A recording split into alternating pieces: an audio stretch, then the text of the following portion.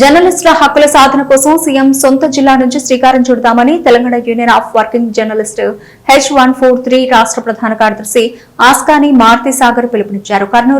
నాగర్ కర్నూలు జిల్లా కేంద్రంలోని ఓ private function హాల్లో రాష్ట్ర సహాయ కార్యదర్శి అబ్దుల్లా ఖాన్, జిల్లా అధ్యక్షుడు చంద్రశేఖర్ రావు అధ్యక్షతన నిర్వహించిన జిల్లా స్థాయి ముఖ్య నాయకుల సమావేశానికి ముఖ్య అతిథిగా రాష్ట్ర కోశాధికారి యోగేంద్ర, జాతీయ నాయకులు ఢిల్లీ భాస్కర్లతో కలిసి పాల్గొన్న రాష్ట్ర యూనియన్ ప్రధాన కార్యదర్శి మారుతి సాగర్ ఈ సందర్భంగా ఆయన ప్రసంగిస్తూ 25 లక్షల మంది ప్రభుత్వ ఉద్యోగుల కుటుంబాలకు ఉచిత ఆరోగ్య బీమా పథకాన్ని వర్తింపజేస్తున్న రాష్ట్ర ప్రభుత్వం 25,000 మంది జర్నలిస్టు కుటుంబాలకు ఆరోగ్య బీమా అందించడానికి ఎందుకు వెనుకడుగు వేస్తున్నారని ఆయన ప్రశ్నించారు. ఆరోగ్యశ్రీ పథకంలో ఈజీహెచ్ఎస్ తరహా పథకాన్ని జర్నలిస్టులకు కూడా వర్తింపజేయాలని, అదేవిధంగా అర్హులైన ప్రతి ఒక్క జర్నలిస్టుకు అక్రిడేషన్ కార్డును అందజేసే విధంగా వెంటనే చర్యలు తీసుకోవాలని, అలాగే జర్నలిస్టుల ఇళ్ల స్థలాలు కూడా అందించి ఇంద్రమ్మ ఇళ్లు మంజూరు చేయాలని ఆయన సందర్భంగా ప్రభుత్వాన్ని డిమాండ్ చేస్తూ లేని ఎడల సీఎం సొంత జిల్లా నుంచే జర్నలిస్టుల హక్కుల సాధన కోసం మరో ఉద్యమానికి పెద్ద ఎత్తున శ్రీకారం చుట్టబోతామని ఈ సందర్భంగా రాష్ట్ర ప్రధాన కార్యదర్శి ఆస్కాని మారుతి సాగర్ ప్రభుత్వాన్ని డిమాండ్ చేస్తూ తెలంగాణ జర్నలిస్టుల ఆత్మగౌరవ ప్రతీక TUWJ H143 అని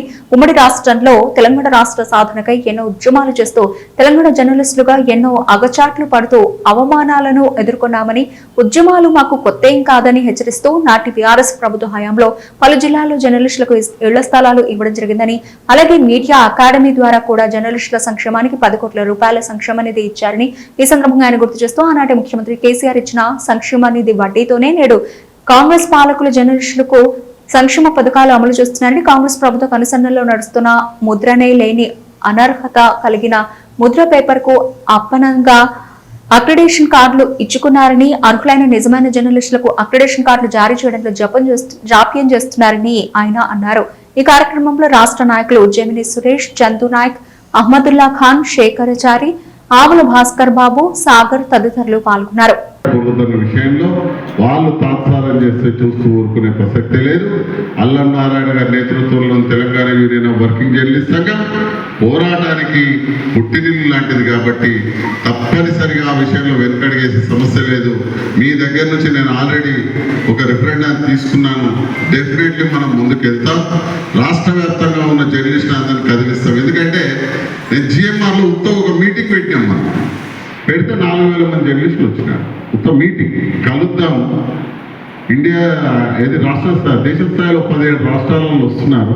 మనలో ఎంత చైతన్యం అంటే మీటింగ్ అంటే కూడా కదులుతారు. అట్లాంటి పోరాటం అంటే కదలకుండా ఉంటారా? నేను 5,000 అంటున్న 10,000 మంది ఆ రోజు సెక్రటరేట్ ముట్టడించినా కూడా నేను ఆశ్చర్యపోను. ఎందుకంటే మనలో ఆ సోయి ఉంది, ఆ స్పృహ ఉంది. ఆ స్పృహ ఉండేటటువంటి జర్నలిస్టులు మన వెంట ఉన్నారు, మన సంఘం వెంట ఉన్నారు. పక్క సంఘం వెంట ఎవరు ఉన్నారో అనేటటువంటిది వాళ్ళు తెలుసుకోరు, మనకు సంబంధం లేదు. మన వెంబడి మాత్రం ఒక చైతన్యవంతులైన, ఒక స్పృహ కలిగిన, ఒక సోయి కలిగిన జర్నలిస్టులు మన సంఘం వెంబడి 25 ఏళ్ళుగా ప్రయాణం చేస్తూ ఉన్నారు. ఆ రోజు రాష్ట్రం కోసం, ఈరోజు రాష్ట్ర పునర్నిర్మాణంలో భాగంగా జర్నలిస్టుల హక్కుల కోసం ప్రయత్నం చేస్తూ ముందుకు పోతా ఉన్నాం. మిత్రులారా, ఒకటి సంతోషం, అనేక విషయాలు మా వాళ్ళు చెప్పినా నేను రిపీట్ చేయను. మీరు ఈరోజు సభ్యత్వ నమోదు కార్యక్రమాన్ని పూర్తి చేసుకోండి. ఆల్రెడీ యాప్లో కూడా మన ప్లే స్టోర్లో ఉంటుంది. మా కోశాధికారి చెప్పినారు. ఆన్లైన్ ద్వారానైనా సరే, ఆఫ్లైన్ ద్వారా అయినా సరే అది పూర్తి చేసుకోండి. త్వరలో మీరు వచ్చే నెలలో పెడతారా, మళ్ళీ వచ్చే నెలలో పెడతారా, ఒక మహాసభ పెట్టుకోండి. మహాసభలో పూర్తి స్థాయి జిల్లా నిర్మాణాన్ని చేసుకోండి. ఎందుకంటే ఇది ట్రేడ్ యూనియన్లో ఒక భాగం. అన్ని జిల్లాలలో కూడా ఈరోజు ఉధృతంగా సభ్యత్వ నమోదు జరుగుతూ ఉంది. సభ్యత్వ నమోదు తర్వాత జిల్లా కమిటీలు జరుగుతుంది, తర్వాత రాష్ట్ర కమిటీ ఏర్పాటు, దాని తర్వాత ఇండియా లెవెల్లో కూడా ఆ సంఘం దుఃఖం బంద్ కాబోతుంది. అది కూడా ఈ సందర్భంగా చెప్పుకోవాలి. ఐజే అని పక్కన పెట్టుకుంటారు కదా, ఆ ఐజేని వీకనికే పటియాల కోట్ల ఈరోజు అదే శ్రీనివాసరెడ్డి నెలకోసారి 2 నెలలకోసారి కోర్టు చుట్టూ తిరుగుతున్నారు ఢిల్లీలో. ఎందుకంటే మన వాళ్ళు కేసు వేసినారు. ఈరోజు చండీగఢ్ నుంచి ఎవరు వినోద్ కుమార్ కోహ్లీ గారు, సబీనా ఇంద్రజిత్ గారు, ఆమె డైనమిక్ జర్నలిస్ట్, ఏసియా లెవెల్లో లీడర్. ఏది మన ఎంపీ ఇంద్రజిత్ గారు కూతురు, మాజీ ఎంపీ. అట్లాంటి వాళ్ళంతా ఈరోజు పటియాల కోట్లు వేసి నేను గిర్రం తిప్పుతున్నారు. రేపు పొద్దుగాల ఆ రోజు 2011లో ఉన్న 8 రాష్ట్రాలలో 7 రాష్ట్రాలు మనకు అనుకూలంగా ఉన్నాయి. ఈ 7 రాష్ట్రాలలో మనకు చెప్తే వాళ్ళది ఒకే ఒక రాష్ట్రం ఆంధ్రప్రదేశ్ వాళ్ళకి చెప్తా ఉంది. కాబట్టి దాని తీర్పు కూడా మనకు అనుకూలంగా రాబోతుంది. ద్వారా ఇక్కడ ఒక మాట తీసుకొని పోతున్నా. ఎందుకు తీసుకొని పోతున్నా అంటే ఈడ నార్కర్నూల్లో మాట్లాడితే ఆయనకి ఎక్కువ పడుతుందేమో రేవంత్ రెడ్డి గారికి, నాకు కూడా జరగదు. మా నార్కర్నూలులో ఒకసారి మీరంతా చేయెత్తి ఆరోగ్యశ్రీ హెల్త్ కార్డు విషయంలో ఉద్యమం చేద్దామా అంటే మీరు ఒక్కసారి చేతులు లేపినంటే నేను దాని విషయంలో మీ ఆమోదాన్ని ఒక రిఫరెండం కింద తీసుకుని ముందుకు పోతా. ఒకసారి మీరు గట్టిగా చేతులు లేపి మీ ఆమోదాన్ని తెలియజేయబడుతుంది. ఇది మీ భవిష్యత్తులో తప్పనిసరిగా పొంగులేటి శ్రీనివాసరెడ్డి గారు ఒక మాట ఇచ్చినారు. అక్రిడేషన్ కార్డుల సంఖ్య పూర్తయిన తర్వాత నేను జర్నలిస్ట్ సంఘాలతో కూర్చుంటాను, మాట్లాడతాను. ఎంతమంది వచ్చినారో చూసి వాళ్ళందరికీ హెల్త్ కార్డు ఇంప్లిమెంటేషన్ చేసే పరిస్థితి తీసుకొస్తాను. మేము ఈరోజు పొంగులేటి గారిని కూడా చెప్తా ఉన్నాం, అయ్యా ఆగస్టు 31 దాకా మీకు టైం ఇస్తాం. ఆగస్టు 31 లోపు మీరు జర్నలిస్ట్ సంఘాలను పిలిచి హెల్త్ కార్డు విషయంలో ఒక స్పష్టత ఇవ్వకపోతే సెప్టెంబర్ మాసంలో 5,000 మంది జర్నలిస్టులతో సెక్రటరియట్ను ముట్టడించడానికి మేము సిద్ధంగా ఉన్నామని చెప్పి ప్రకటిస్తాం. మన భవిష్యత్ కార్యాచరణ ఇది. దీనివల్ల మన జర్నలిస్టులందరికీ ప్రయోజనం జరగాలి. వాళ్ళు ఎట్లాగో బోరు, వాళ్ళు ఎట్లాగో ఉద్యమం చేయరు.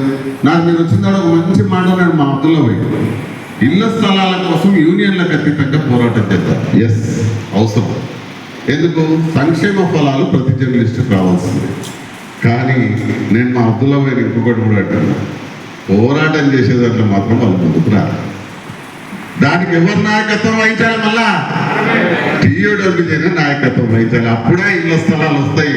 ఆ వచ్చిన తర్వాత మనతో పాటు వాళ్ళు కూడా తీసుకుంటే సంతోషమే. మనం వద్దనన్నాం, ముందు తీసుకుపోయే దాంట్లో ఉంటారు, కానీ పోరాటం చేసింది ఎవరు అంటున్నాను నేను. అందుకే మీరు ఎమ్మెల్యేల దగ్గరికి వెళ్ళండి, రమ్మంటే మేము కూడా వస్తాం, పోరాటం చేద్దాం. తప్పనిసరిగా జర్నలిస్టుల ఇళ్ల స్థలాల విషయాన్ని వాళ్ళు మేనిఫెస్టోలో పెట్టినారు. 200 కోట్ల సంక్షేమ నిధిని ఇస్తామన్నారు. మనం ఉత్తగా అడుగుతలేదు. అయ్యా నీ మేనిఫెస్టో ఒక భగవద్గీత కదా, నీ మేనిఫెస్టో మా అందరికి కూడా ఒక దిక్సూచి కదా, దాన్ని ఇంప్లిమెంటేషన్ చేస్తున్నా అని చెప్పి ఎప్పటికప్పుడు ప్రకటించుకుంటున్నావు కదా. అందులో జర్నలిస్టులు ఏం పాపం చేసినారు? ఈ జర్నలిస్టులకు ఎందుకు చోటు లేదు దాంట్లో? అందుకనే మీరు వెంటనే ఈ ప్రభుత్వం జర్నలిస్టుల ఇళ్ల స్థలాల విషయంలో ఒక స్పష్టమైన ప్రకటన చేయాలి. హెల్త్ కార్డులను అయితే వెంటనే పునరుద్ధరించాలి. ఎందుకంటే అది చాలా ఇబ్బందికరమైన విషయం. మనది ఏంటంటే మన ఫీల్డ్ రాత్రి పగలు లేకుండా తిరుగుతూ ఉంటాం. ఏదో ఎనీ టైం ఏ మూమెంట్ ఎవరెవరికి ఎట్లా ఉంటుందో ఆరోగ్య సమస్యలు తెలియదు. ఇళ్ళల్లో అనేక రుగ్మతలు పడే తర్వాత చూసేసరికి అసలు సూర్య గారి ఆ మనం పేపర్ ఎప్పటి నుంచో నడుస్తున్నాయి పేపర్. ఈ నినాదం, ఉదయం ఇట్లాంటి తెలంగాణ పత్రికలన్నిటి మీద ఎంక్వైరీ చేద్దాం సాగర్ గారు అని 2 నెలలుగా చెప్పుకోవచ్చు పెద్ద. అదేంటి ఏమి ఎంక్వైరీ? లేదు అవి నడుస్తున్నాయో లేదు. మరి ముద్రేడా నడుస్తుందిరా నాయన, మరి ప్రజాపక్షం కూడా నడుస్తుందిరా నాయన. మరి ఇదేదో ముందు చెప్పకపోతే అప్పుడు నువ్వు అడగలే కదా. అరే ఇదేంటి అందరికి ఇద్దామని కొట్లాడుతున్నది మేము. పోనీ లేదు ఏమో మాట 100 మందికి న్యాయం జరిగే క్రమంలో 1-2 చోట్ల పోతే పోనని మేము ఊకుంటే నీది దాటిందాడే బోడమల్లని అంటారు కదా. దాని లెక్క ఇమ్మీడియట్గా చెక్ పెడదామని చూస్తుంది. ఎట్లా ఊకుంటామా? మళ్ళీ దానిపైన మనం పోరాటం చేయడం జరిగింది. ఈరోజు తలోకి ఆ 6 పేపర్లకు కూడా మళ్ళీ B కేటగిరీ కింద ఇప్పిస్తున్న ఘనత ఎవరిదంటే కూడా అది మళ్ళీ మనం ఇలా ఒకటి కాదు చెప్పుకుంటూ పోతే చాలా సమయం పడుతుంది. మన మిత్రులు వచ్చినారు, నాకు హ్యాపీ అనిపించింది. వెంటనే 5 నిమిషాల్లో కమిషనర్ గారిని, జగన్ గారిని కల్పించేసి మీరు ఇమ్మీడియట్గా ఏజెన్సీ ప్రాంతంలో వీళ్ళతో పాటు మన ముట్నూరా, మన ఆదిలాబాద్ ముట్నూరు, అక్కడ కూడా ఏజెన్సీ ప్రాంతాల్లో ప్రత్యేకంగా జర్నలిస్టులకు కార్డులు ఇవ్వాలి. మేము గతంలో ఇచ్చినాం, మీరు ఈసారి కట్ చేస్తే మంచిగా ఉండదని చెప్తే వెంటనే దానికోసం ఒక ప్రొసీడింగ్ ఆర్డర్ తీసుకొచ్చేసి ఈరోజు నల్లమల్ల జర్నలిస్టుల కోసం ప్రత్యేకంగా కార్డులు ఇప్పించే విషయంలో కూడా మనం చదువుతాం. అట్లాగే పిలిగ్రిమ్ సెంటర్లు ఉన్నాయి, అవి మండల కేంద్రాలు కావు. యాదాద్రికి ఆలేరు మండలం, అట్లాగే బాసరకు ముదోల్ మండలం. మన ముదోల్లో రిపోర్టర్లు ఉంటారు, బాసర్లో ఉంటారు, యాదాద్రిలో ఉంటారు, ఆలేరులో ఉంటారు. మరి టెంపుల్ల దగ్గర ఉండేటటువంటి వాళ్ళకు, పర్యాటక కేంద్రాల దగ్గర ఉండే వాళ్ళకి ఎట్లా? అది ఉండియాలి. మళ్ళీ దాని మీద ఒక ప్రొసీడింగ్ తెప్పించినాం. వాళ్ళకి ఈరోజు స్పెషల్ కేటగిరీ కింద అక్రిడేషన్ తెప్పిస్తున్నాం. ఇక కేబుల్ జర్నలిస్టుల గురించి దాన్ని అయితే అసలు జీవోలే లేకుండా తీసేసినారు, కేబుల్ అనే పదం లేకుండా పెట్టినారు. అట్లా ఎట్లా పెడతారని బ్రహ్మాండంగా ఉద్యమాన్ని నిర్మించి కమిషనర్ ఆఫీస్ ముట్టడి చేస్తే దిగొచ్చినటువంటి ప్రభుత్వం రేపటి నుంచి 16వ తేదీ నుంచి కేబుల్ జర్నలిస్టులకు కూడా కార్డులు మంజూరు కాబోతున్నాయి. అది మన పోరాట ఫలితమే అని చెప్పి తెలియజేస్తా ఉన్నాను. ఇట్లా ఒకటి కాదు, రెండు కాదు, అక్రిడేషన్ల సంఖ్య, అక్రిడేషన్ల పరిస్థితి ఇది. అసలైన సమస్య ఏంటంటే, సరే అక్రిడేషన్ ఇచ్చుకున్నాం, నాకు తెలిసి ఈరోజు 25,000 అక్రిడేషన్లు మనం ఇచ్చిన దానికంటే ఒక 2,000 అక్రిడేషన్ల సంఖ్య మన పోరాటం ఫలితంగానే మన మిత్రులకే వస్తుంది. సంతోషం. ఎందుకంటే 2,000 పెరగాలి తప్ప 2,000 తగ్గదు. మనం పోరాటం చేసినప్పుడు అన్నారు పొంగులేటి గారు, అయ్యా మీకు ఎందుకు 44,000 కార్డులు ఇస్తామని. మేము అన్నాం, నువ్వు 44,000, మా దగ్గర జర్నలిస్టులు కూడా లేరయ్యా, నువ్వు 30,000 చాలు, ఆ 30,000లో మా వాళ్ళందరూ భర్తీ అయిపోతుందని చెప్పినాం. అదే సంఖ్య అనేటటువంటిది ఈరోజు ఫుల్ఫిల్ కాబోతా ఉంది. ఈరోజు ఎడిషన్ల వారిగా కూడా రేపు 2-3 రోజుల్లో జీవో వస్తూ ఉంది. ఎడిషన్ల వారిగా కూడా బ్యూరోలకు, డెస్క్లకు 8 కార్డులు గతంలో ఇచ్చేవాళ్ళు, దానికి కోత పెట్టినారు, దాన్ని మళ్ళీ తీసుకొచ్చేటటువంటి ప్రయత్నం చేస్తూ ఉన్నాం. అదేవిధంగా ఈ ఏదైతే ఇప్పుడు చెప్పినటువంటి ఏజెన్సీ ఏరియాల్లో కానీ మిగతా ప్రాంతాల్లో కానీ బిగ్ మీడియాకే ఇచ్చినటువంటి పరిస్థితిని కూడా వాళ్ళ దృష్టికి తీసుకెళ్ళినా, అక్కడ ఉన్న ఎలక్ట్రానిక్ అయినా కింద ఇంకా పనిచేసేటటువంటి చిన్న పేపర్ల రిపోర్టర్లకైనా ఇచ్చే రివైజర్ జీవో కూడా రేపు రాబోతా ఉంది. అది ఆల్రెడీ ప్రభుత్వం దృష్టిలో పెట్టినా, అది కూడా ఈ 2-3 రోజుల్లో ఆల్రెడీ కమిషనర్ గారి దగ్గర నుంచి సంతకం అయిపోయింది, మంత్రి గారి దగ్గర ఉంది, అది కూడా రాబోతుంది. కానీ మన దాంట్లో మరోది ఆరోగ్య భద్రత. మిత్రులారా, నిజమే 2016లో మనం అడిగినటువంటి కేసీఆర్ అడిగిన డిమాండ్లో 10 కోట్లు అంటే 42 కోట్లు వచ్చినాయి. ఓకే, ఆ రోజు ఇంకో డిమాండ్ అడిగినాం, ఆరోగ్య భద్రత. నిజానికి భారతదేశంలో ఎక్కడ కూడా క్యాష్లెస్ హెల్త్ కార్డు లేదు.